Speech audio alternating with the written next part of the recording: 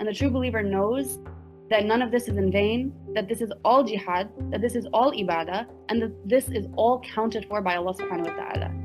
And so the conversation of doxing, the conversation of getting arrested and suspended, I think it's time for Muslims to start to say, all right, so what? Do what you want. I'm gonna do what I gotta do, because it's about time to do that. And I know everybody has their own families and has an education and everything.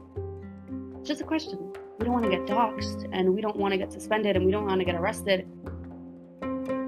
How gangsta are you? That's just my question. How much are you willing to do it? And I know everyone has their own risk levels, but at the end of the day, that's a question to ask ourselves. How committed am I to this? To what extent of my personal material gains am I willing to sacrifice for this bigger noble cause? And subhanAllah, I truly believe that when your heart is in the right place, if you get suspended, if you get doxxed, because it's bound to happen when you're doing a righteous cause and when you're doing something for the sake of Allah here in the West, it will never ever be in vain. And the true believer does not fear that, because the true believer knows that the akhirah is a promise.